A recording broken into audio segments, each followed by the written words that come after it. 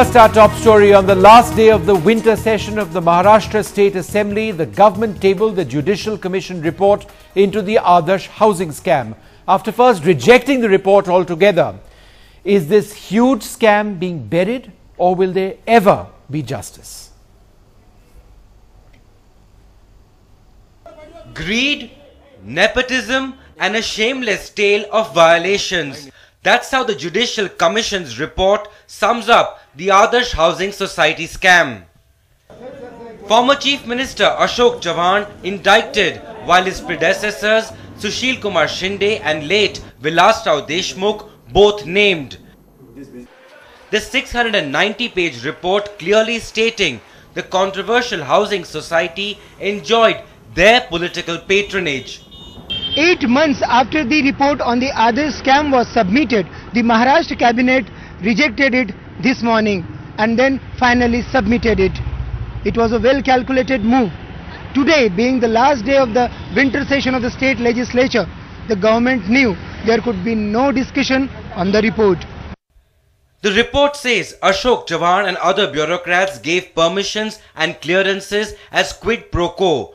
25 of 102 members are ineligible, including Chavan's 3 relatives who got a flat each.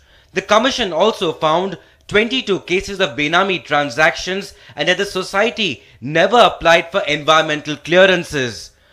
Also, the procedure for membership was arbitrary, lacked transparency, giving scope to nepotism. However, it said that the land belongs to the Maharashtra government and not the Defence Ministry. Also, the flats were not reserved for Kargil heroes or defence personnel. The report also stating Devyani Khobragade, the Indian diplomat arrested in the US, was also ineligible and gave a false statement that she did not own another flat in Mumbai. सरकार इससे भाग रही है और छुपाना चाहती है. मुद्दों को इन्होंने आधार बना के आदर्श के घोटाले को इतना बड़ा चढ़ा के जो बातें की थी पूरे देश में, पूरे राज्य में, वो 2 मुद्दे थे. एक मुद्दा ये था कि ये जगह डिफेंस की है और दूसरा मुद्दा ये था कारगिल के युद्ध में, वॉर में जो शहीद हुए हैं उनकी जो पत्नियां हैं उनके लिए ये सोसाइटी थी. ये दोनों मुद्दे इस रिपोर्ट में खारिज किए गए हैं. On the one hand, you have the CBI, which has already charge-sheeted Ashok Chavan and say they have enough evidence to prosecute the Congress leader. And on the other hand, just a few days ago, when they sought permission from the governor of Maharashtra, K. Sankar Narayanan, to prosecute Chavan, they were blatantly refused. And now, the Judicial Commission has also slammed Chavan. But the Congress-led Maharashtra government has chosen to look the other way. With Sanjay Tiwari in Mumbai, Tejas Mehta for NDTV. Well, joining us, Sanjay Jha of the Congress, Kirit Somaya of the BJP, Majid Memon, National Secretary of the NCP and criminal lawyer, Anandji Joshi, the President of the Forum for Fairness in Administration, and Satish Manishinde, criminal lawyer. He represented the Adarsh Society too. Thank you all very much for joining us. Sanjay, let me come to you first. I'll just read out another sentence of what the report says.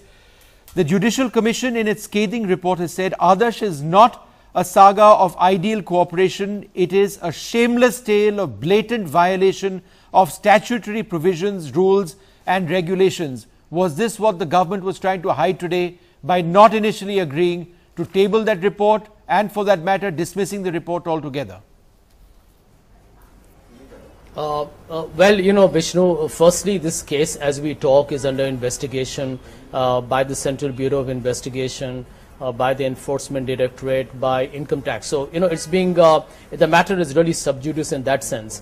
But just to respond to whatever, it's a 700-page report. I will tell you, I haven't read it. But, you know, I have a synopsis of what are these principal, you know, issues that it has talked about. As you showed in your excerpt at the beginning, you know, the 2 fundamental premises based on the entire, you know, issue of this Adarsh housing, you know, irregularities that have happened was based on the fact that the land was not owned by the Maharashtra government.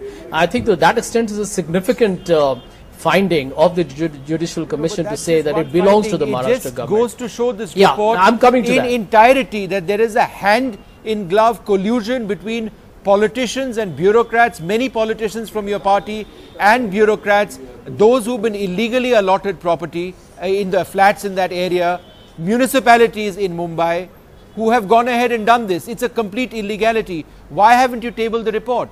It's a judicial report. It's a judicial committee report.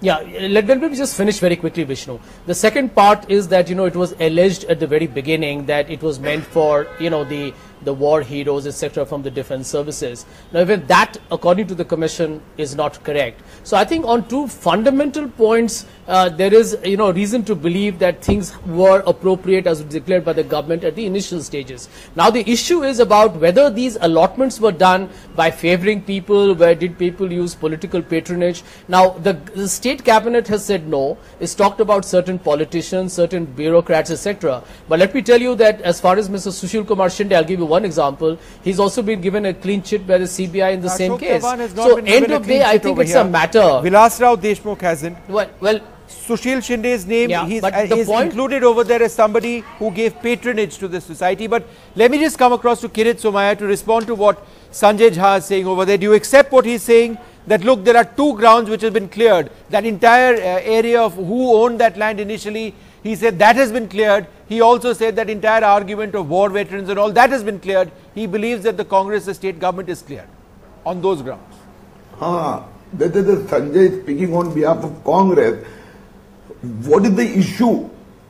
Issue was not of any time of ownership, because everybody knows that the ownership belongs to Maharashtra government. It was the issue of possession. Who had the possession? The long lease were given to the defense.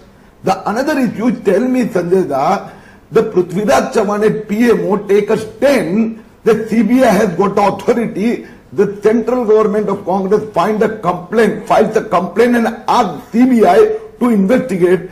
And when Prithviraj Chavan come to CMO, Chief Minister Office, he reversed the stand. He approached the Mumbai High Court and challenges the authority of CBI. Now tell me, Defense Minister, who is of the Congress, he files complaint, and the Governor of Maharashtra, that is the Cabinet of Maharashtra, says that we will not give permission to CBI to proceed against Ashok Chavan. I have got the several letters, it is the dozens of letters which have been written by Kanhaiyalal Girvani, by the society, and including Vilas Rao Deshmukh and Sushil Kumar Shinde has put a note on it. The Kargil widows, the Kargil heroes are going to own this land. Sir, I understand the point. I understand, Mr. Somaiya, the point you are making, but I think just the report itself and what it says goes way over the entire Kargil debate. That is a debate which has been done with over here. And let me put this question to Majid Memon next. There is a clear indicator of patronage of several politicians. Wasn't it incumbent on the government to place this report? Why was this report placed in the assembly on the last day of the winter session? Quite clearly to prevent debate. Something is being hidden, sir. Well, you can assume that, and you have a reason to assume, and even opposition can assume that the government wanted to avoid discussion, therefore it tabled it on the last day. It could be possible, but it cannot be said with certainty.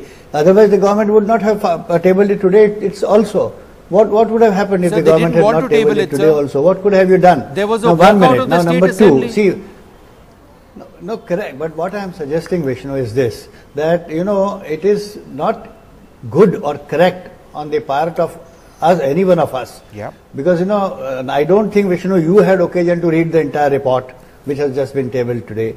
And therefore, it in its entirety, what does it say? It's a judicial finding. Therefore, we must respect it. And when judicial findings with regard to the two pertinent and the most burning points have already been in public domain, which we have been discussing now, that the land did not belong to defense, that the flats were not marked for the Kargil. These were the two most sensitive points which had enhanced the gravity. With gravity was enhanced. Summary of conclusions. No, and sir, these are very indicting. Vishnu, one more thing. Please give me half a minute more. See, 25 out of 102 allotments are found to be dubious, suspicious, or whatever it is. Yes. Now, naturally, they need to be probed. And now, you see, when a chief minister or a person in power, makes a recommendation, don't you think that there can be a legitimate and justifiable recommendation also? In our country, when the chief minister in his discretion legitimately grants some concession to a deserving citizen of India, should that also be questioned? And Mr. Somaiya is shouting that there are letters. No, but nobody is questioning. Who knows? Nobody is questioning that, sir. No. Sir, the chief and this is the point that's repeated everywhere, sir. It was the same point repeated in instances in the coal scam, in the 2G scam, that it's not necessary that the Prime Minister knows everything. In this case, it's not necessary that the Chief Minister knows everything. But ultimately, the buck has to stop somewhere. That's why we are debating this. My argument is not that Chief Minister doesn't know. I say that Chief Minister may have legitimately and fairly recommended a couple of. So he may have. What's wrong in that? He may have. Unless it is found. Okay, all right. Okay.